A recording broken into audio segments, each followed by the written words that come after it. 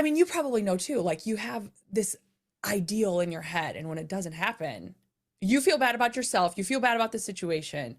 But the more that we can just flow, that's, yeah, absolutely. I love that idea. I'm going to think about that now every time. I'm going to be like, all right, the waters are getting choppy. We're just going to relax and float along. Yeah, just soak up Yeah. the fun while you're floating.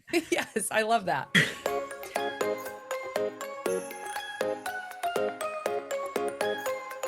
Hey friends, today I am joined by my guest, Kaleigh Cohen, sister in Christ, wife, mother of 3, and founder of Kaleigh Cohen Fitness. This is a great conversation we're going to talk about today, and we're going to see what her life is like as a wife, homeschooling mom, and business owner who's rooted in Jesus Christ. It's a conversation you definitely don't want to miss, so I will meet you over there.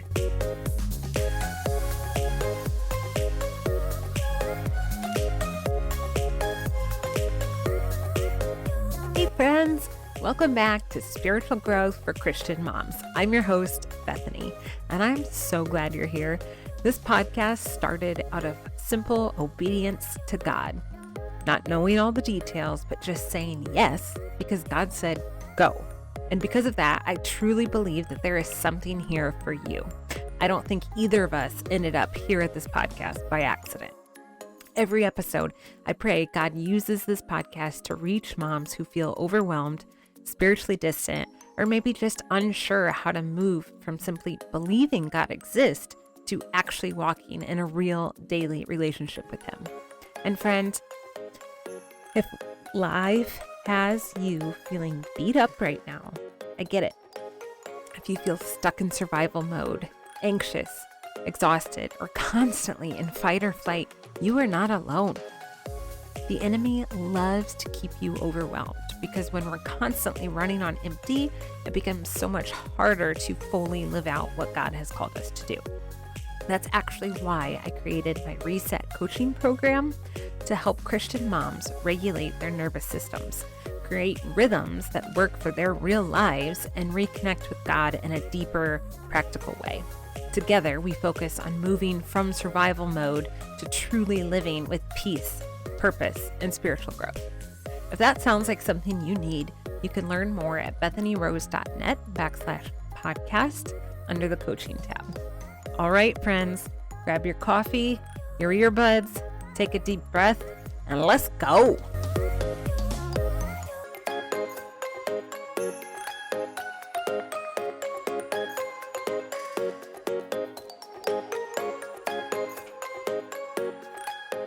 Kaleigh, welcome. I'm so excited for you to be here.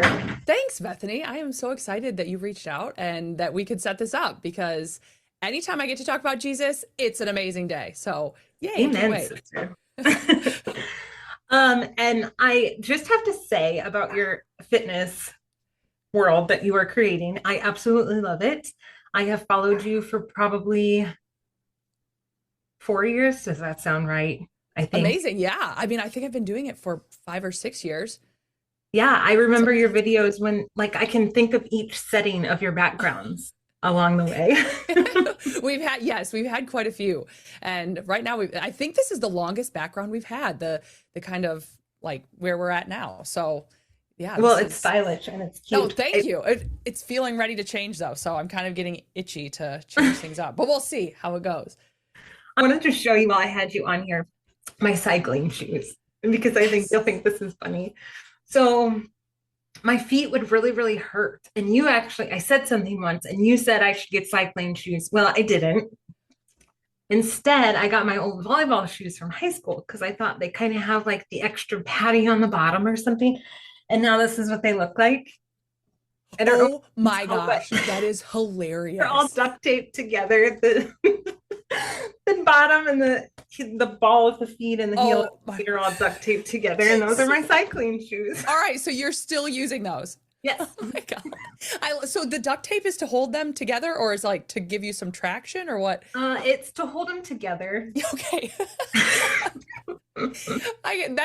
Listen, if Jason is my husband, if Jason did not talk me into getting cycling shoes, I would have shoes that look just like that. So I can tell you, because I was so stubborn when it came to getting cycling shoes. And then I finally got them. I was like, All right, what am I doing? So, all right, now we know Bethany needs cycling shoes. Yes. And I don't doubt that my feet would feel so much better. I don't know. I guess, yes, I'm being stubborn. No, I get it. I get it. I mean, I have slippers. Like, I'm a slipper girl, and my husband's like, get rid of them. I'm like, no, you don't understand. No, there's like a connection now. So, yeah, totally get you.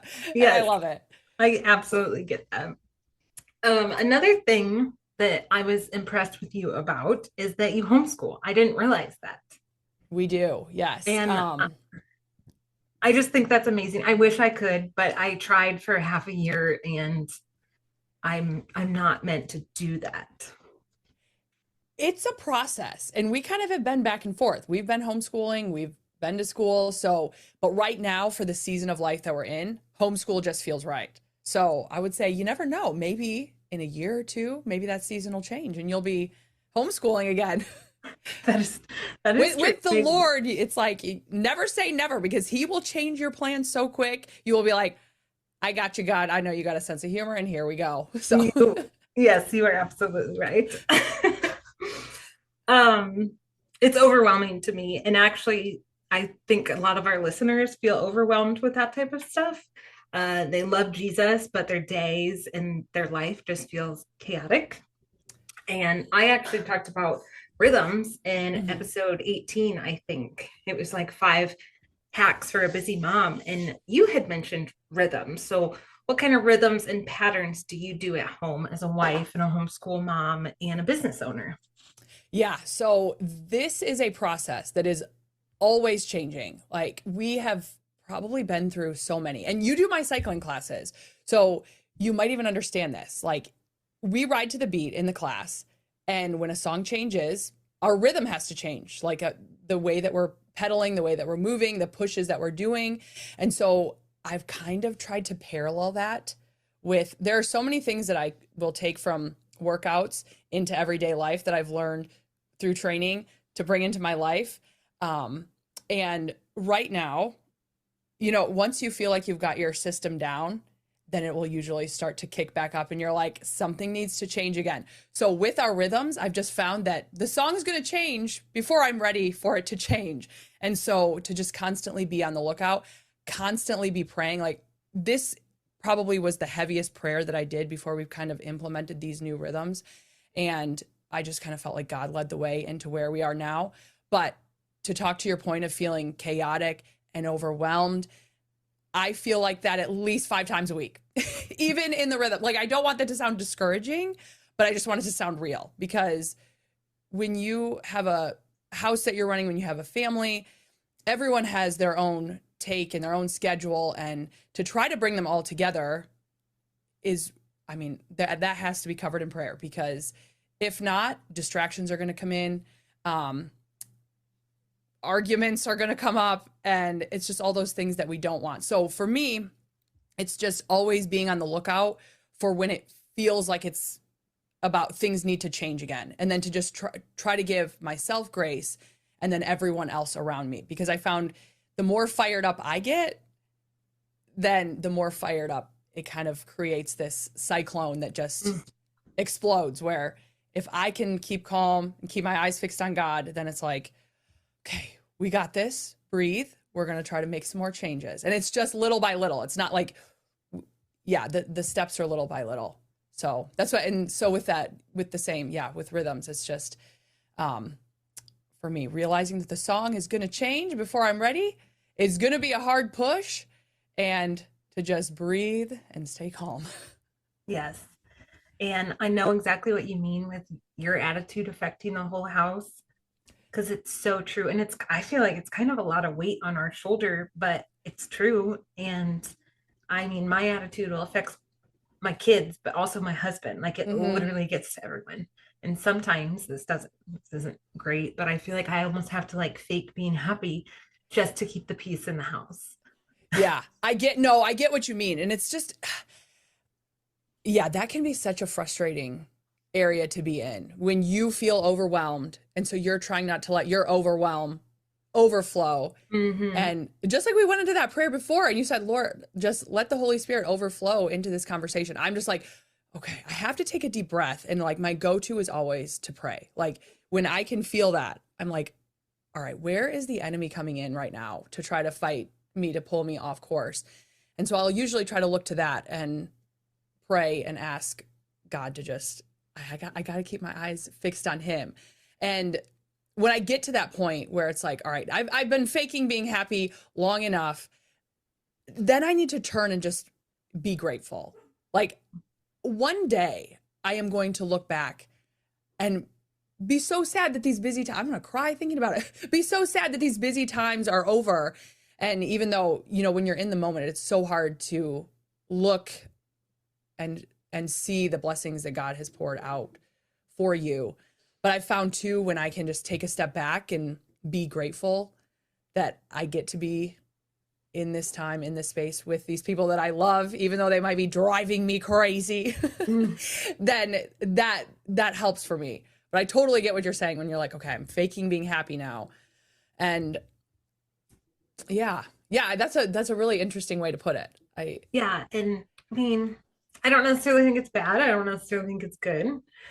And when you were talking about these patterns and rhythms, and they're constantly changing, but is there one rhythm that really anchors you and your whole family? Yes. For me personally, the one is waking up in the morning early enough to read my Bible, even if it's just one chapter.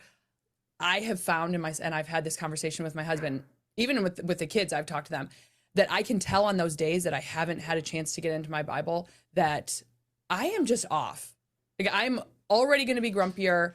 I'm already going to be easily irritated, and everything is just going to weigh a lot heavier on me than if I were to have that chance to get into my Bible. So that is one now that usually I would like to get up before anyone wakes up. I'm reading my Bible, I'm sipping my tea.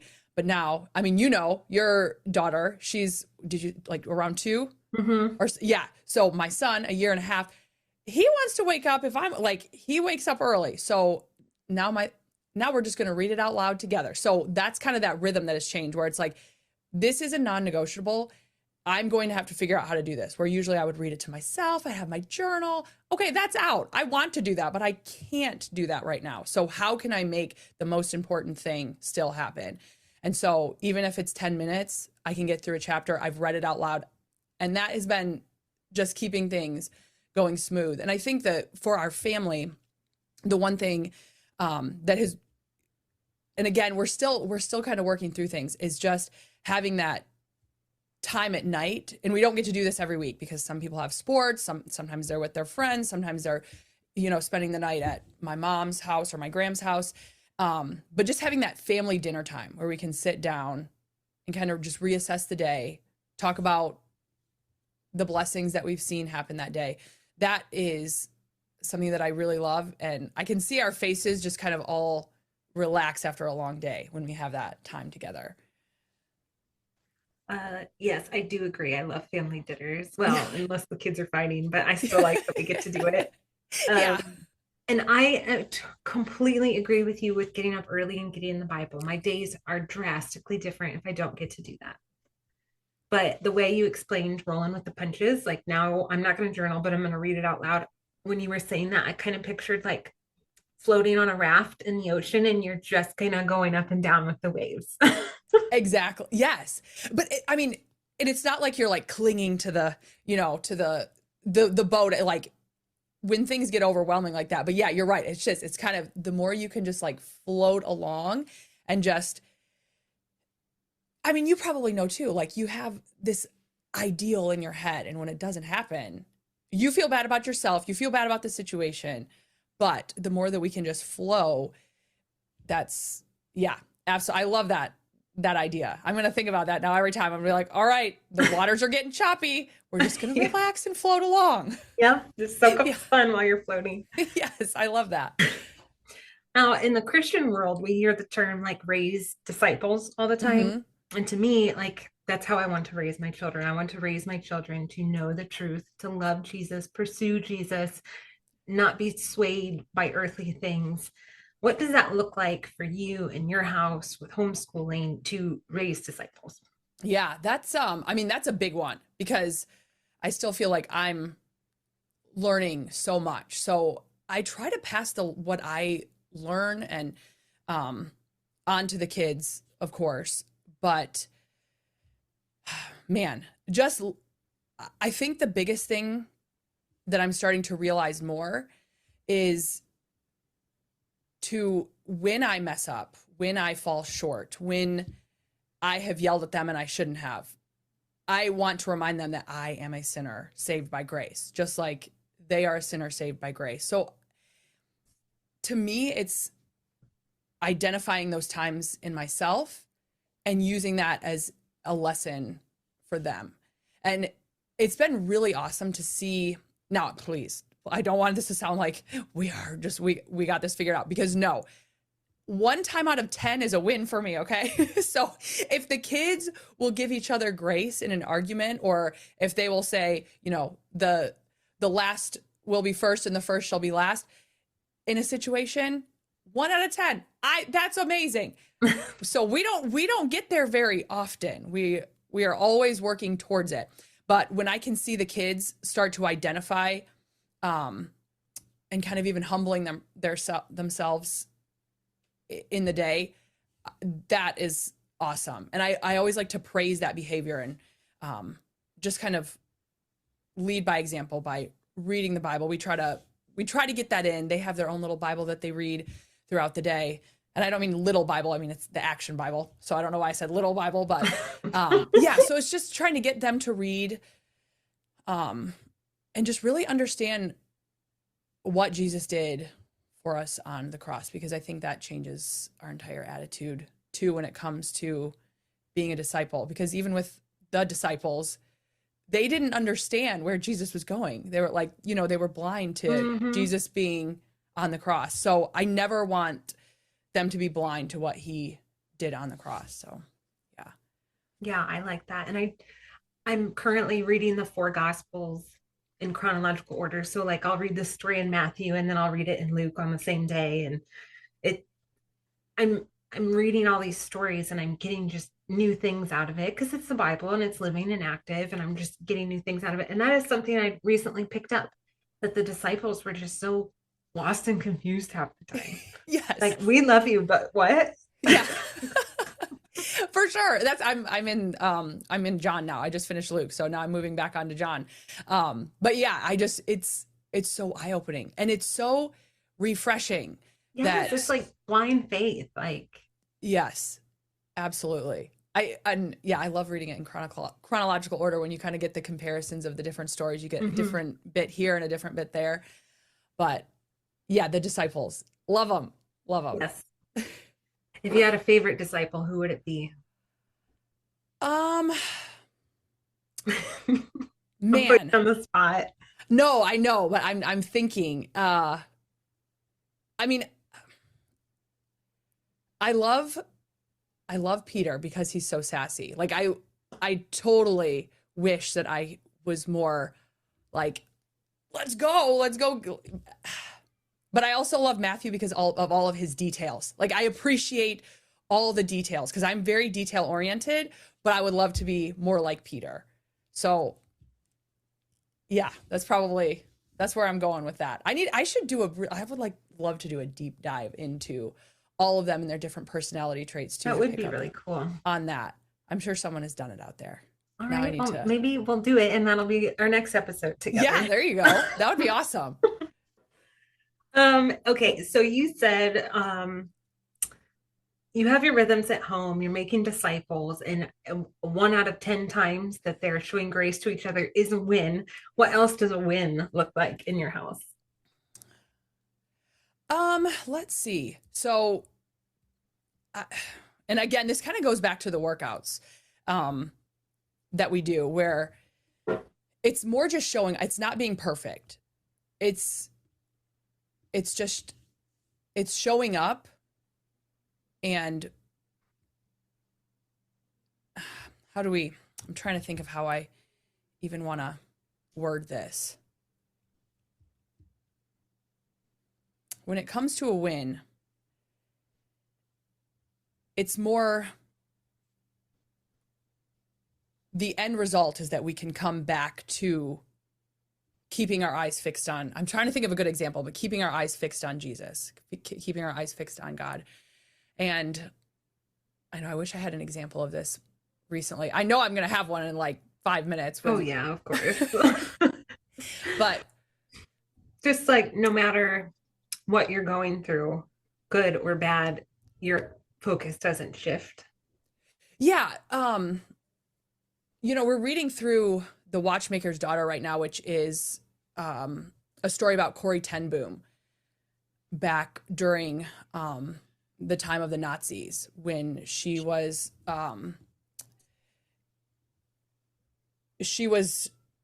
hiding Jewish people, and they found out that she was doing that, and she went into prison. And as we read through this story, we just see how her life changes so drastically. Like, she has the right to be angry and bitter and upset, but she just, no matter the situation, she always tries to find the little pieces of where God is in those moments. So, and I think it's like the wins for me are not making, I don't want to say not making a big deal of the moments where we might fall short, but it's in those more like not secret moments, but like those hidden moments where I just peek over the corner and I can see the kids getting along and they're working together on something, or they take Theo, who is the baby, and they're playing with him, and I didn't ask them to. So it's those little moments where you can see that the discipleship, the training, was not something that I needed to remind them of, but they're able to take action on their own. So I guess that's kind of where I'm going with that, is a win is not something that's very pronounced, but something that I can notice, that even maybe if they had a rough time, they will turn around and they will still see the joy in a situation, or in that kind of sense. Yeah, that makes sense. I think that's a good way to look at it too. It's more of like a eternal view to look at it, rather than we got a win today, we checked off our entire checklist. Yes. Yeah, where I feel like for me personally, I used to look at a win, and it was when everything was checked off, when and that's one thing too that I've really been trying to break free of, is that comparison to what's this mom doing over here? How is she doing? This doesn't even make sense. So like my eyes are fixed on this person over here, when again, my eyes need to be fixed on God if I want to. That's amazing, but I got to keep my eyes over here. So yeah. Yes, when you said it's not about perfection, I literally wrote on my paper comparison. Okay, there you go. Yeah. I don't try to be perfect as much as I compare myself all the time, and I don't mean to. I just think down about myself. That's a natural reaction for me to not think very highly of myself. Yeah, I get it. Hear all these other women up here and I'm down here. Totally feel that. I get that 100%. And that is, man, that is, I mean, how do you fight that? Just from your take, what do you? Well, my brain knows I am a child of God. Mm-hmm. My identity in God, not my identity in anything else. So I just kind of have to like reset and reroute myself there. And it's harder some days than others, but I just have to like hit the reset button. Spending time with God really helps. The closer I am with him, the easier it is to drown that stuff out. Not being on social media helps. Yeah, for sure. That's a really good one too, because if you think, I mean, our time is so valuable. I truly believe that is the most valuable resource we have over anything. And yeah, to think, the reset, to just reset yourself. And again, where are you spending your time too? That's what I need to ask myself. Like, where has my time been? If it's on social media, I've had to just take a pretty huge break from that all in all. Like, I try not to get on Instagram at all. I have Kaleigh Cohen Fitness Facebook, but I don't have a personal Facebook that I use. So that is that helps a lot. Yes. I just got done with 4 weeks from social media. Great. And wow. I was surprised how many times I grabbed my phone. like I shocked myself because I didn't think I had a problem. Yeah. And how many, you know what? That is so true. Like I'll just do that. I'll just pick it up and go into YouTube and I'm like, wait, why am I doing this? And I'll just Yes. set it down. And then I will literally pick it up 10 seconds later and I'm like, Yes. I just did this. This is like Groundhog's Day, but like for a goldfish or something. Like, what is happening? Yes, Oh my yes, God. it's horrible. And then Yeah. like day 2 or 3 of no social media, I started just scrolling through my pictures in my photo album, and I'm like, oh my gosh, like why does my thumb have to scroll? What's my problem? Yeah. Isn't that crazy? It is. Wow. That's just, I love that we're having this conversation because, when you get to talk through this stuff, your eyes are open to something else that it's like, okay. Because I always try to connect the dots. Like if I'm doing this, then, what's the chain reaction that this is going to cause? Like, okay, I didn't read my Bible this morning. So therefore I'm impatient. I'm grumpy. So now the kids are going to be impatient and grumpy, which is going to throw our schedule off because then they're going to be fighting. And then we were rushing, so no one ate breakfast. So now everyone's hungry, grumpy, angry, fighting. So it's Yeah. like this domino effect where it's like, okay, what is this doing to us when we're constantly looking at our phone? What is the domino effect? I am going to be paying attention now to that. Yeah. I And I'm really sure love our that we kids just went see there. it. I don't know about you, but none of my kids have a phone. And I think if they did, they would. I think I'm being more of an example with it than I realize I am. Yes, that's such a good, yeah, because no, it might be, I was going to say someone's coming inside and I think that might be Eli, our oldest. He does have a phone, but it's like a parent controlled phone. Mm. And yeah, so he can't have like only apps that we allow. He can only contact people. But yes, I can see how the habits that we pick up would absolutely rub off on them. That's just kind of like the disciple, like being a disciple and discipling. If you think the disciples were with Jesus nonstop, and Jesus is, he's not on his phone, which obviously they didn't have phones back then, but whatever, habit it could have been. Not distracted. Yes, it's not distracted. So because that's that when you learn, like the rabbi, you were supposed to learn, you were supposed to take their habits up, and that's exactly what our kids do. So yeah. Yeah, very much. And that's going to make me think. Well, I could go down a whole bunny trail of that too, because sometimes some of my worst habits or traits I see, especially in my 8-year-old daughter, she'll like be nasty. And it's like the phrase she just said to her brother is a phrase that I say. And I'm like, oh, dang it. Yes. That came from me. Where you see that coming up. I know. And oh my word. Yeah, you're right. This is a whole another. Yes. Trail. I won't even go down that.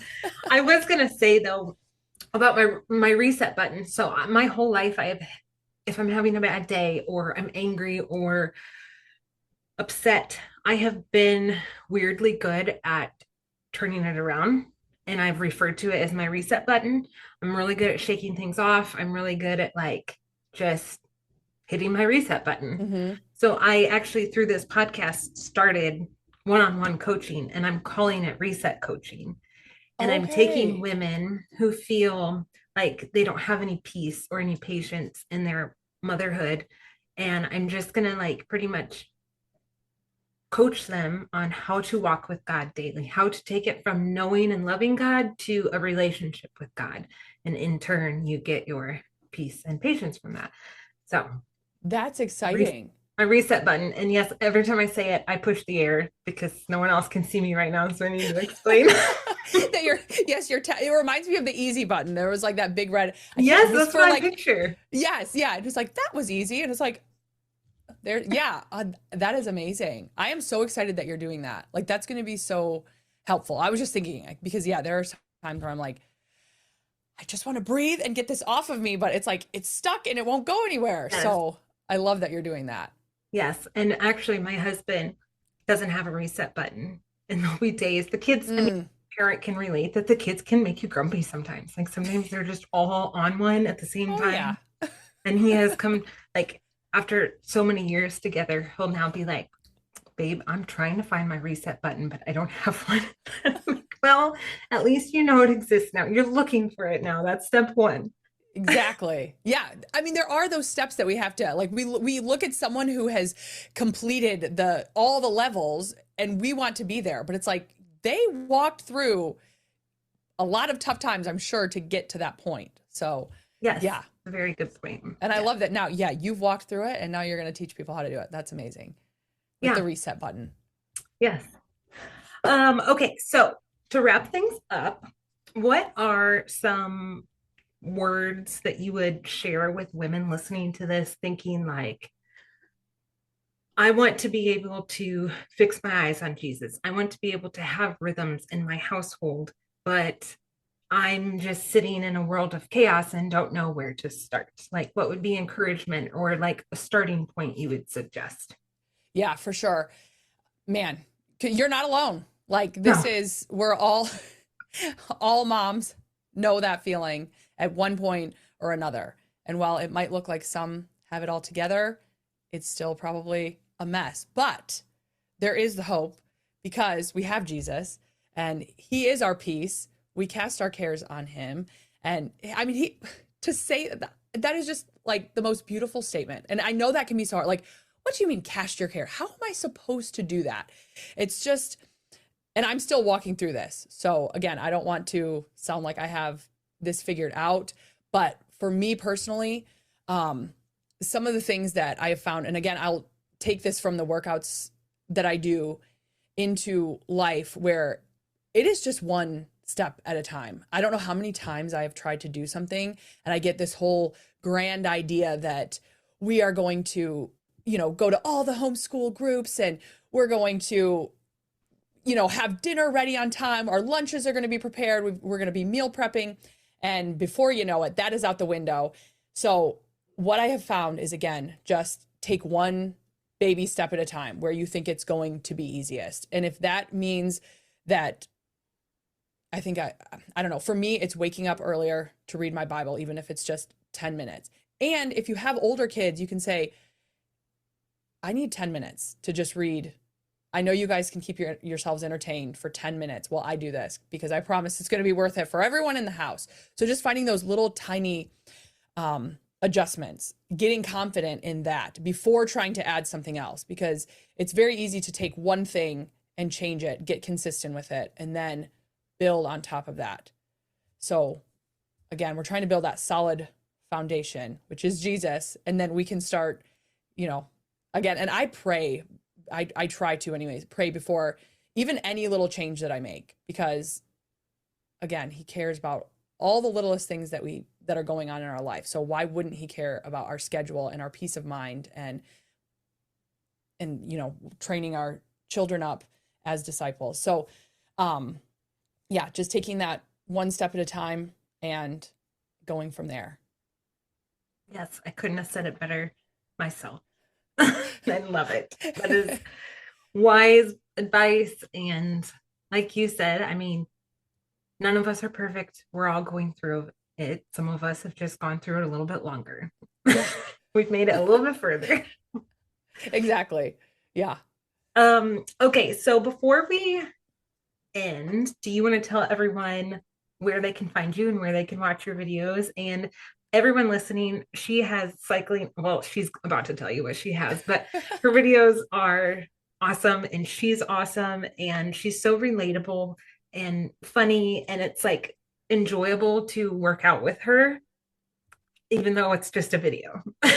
Oh, thanks, Bethany. I mean, I want to, like, honestly, that is so kind. And I just thank God that for where we are, because yeah, I do have my testimony too on one of the channels I'll tell you about, but I just, in all the workouts, just there to glorify God and share the gifts that I believe that he has given me. So thank you. That is so kind. And I am on YouTube. You can find me. I have 2 channels there. I have Kaleigh Cohen Cycling and Kaleigh Cohen Strength.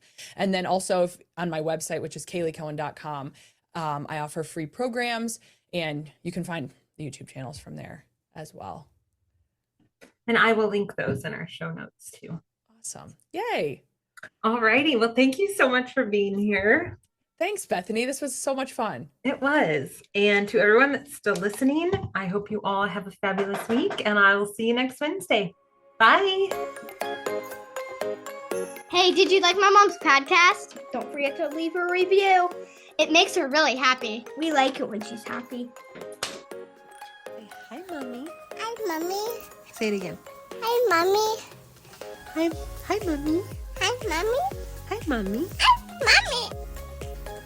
Can you say I love you, Mommy? You, Mommy. Say I love Mommy.